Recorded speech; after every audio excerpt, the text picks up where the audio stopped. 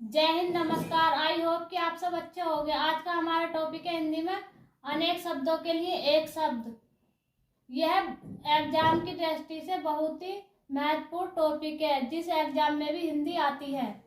तो चलिए शुरू करते हैं। देखते हैं, जिंदा रहने की इच्छा को क्या कहते हैं? जिजीवासा। और किसी को मानने की इच्छा जिज्ञासा।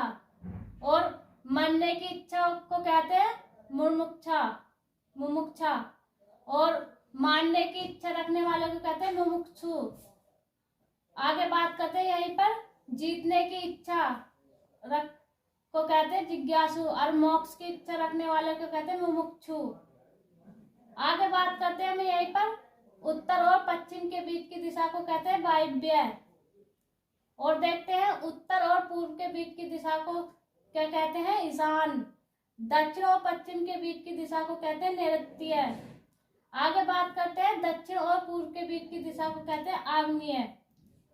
यहीं पर बात करते हैं, पर्वत के नीचे की समतल भूमि को कहते हैं उपात्यक्या।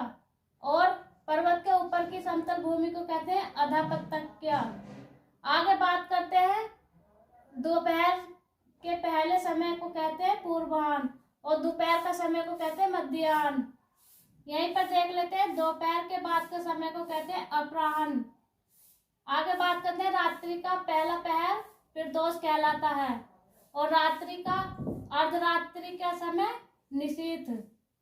आगे बात करते हैं, रात्रि का तीसरा पहर त्रियामा। आगे देखते हैं, वह नायिका जिसका पति परदेश गया हो उसे क्या कहेंगे? आगत पति का।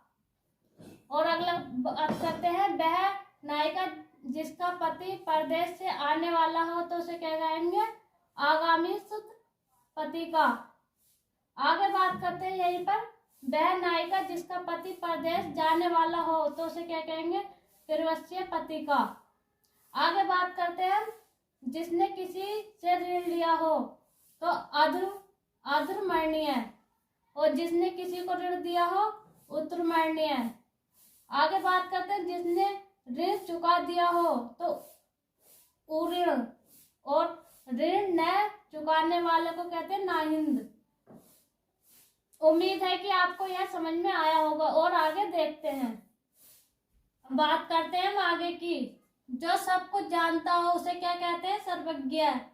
और आगे देखते हैं, बहुत कुछ जानने वाले को कहते हैं बहुज्ञ।